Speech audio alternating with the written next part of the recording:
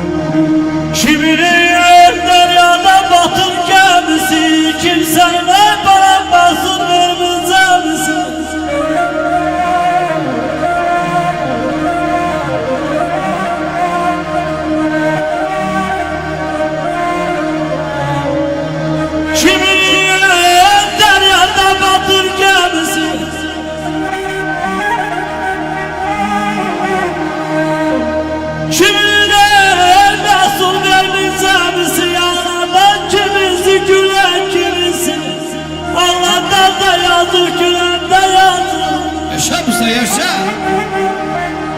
5 gün yaşadım fani dünyada. Onun da 4 gününden bile geçti. Baba ömür oldu bir gün ortası, bir gün ortasından bile geçti. Ardınca hey baktım havayı ömrün, ne yazı yaz oldu, ne yayı ömrün.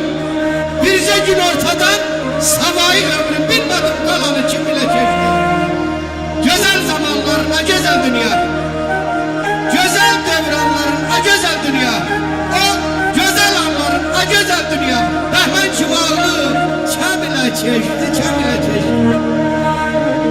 İmkan varsa Kamil'e yaşayan da verme göne ömrü.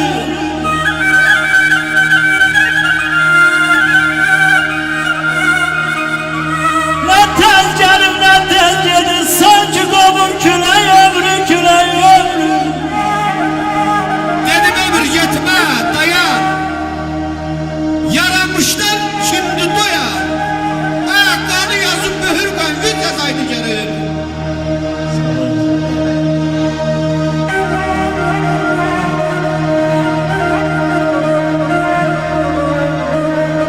Dedim ömür gitme dayan, yaşamaktan kimdi doyan.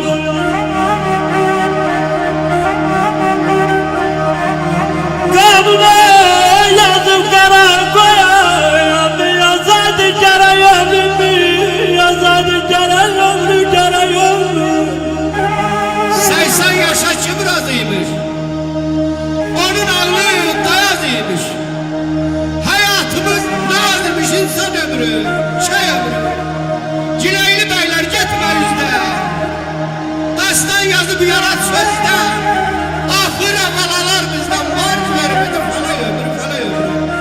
Bir güzel mahalline meclisimizi devam ediyor. Cileyli beyler gitme yüzde.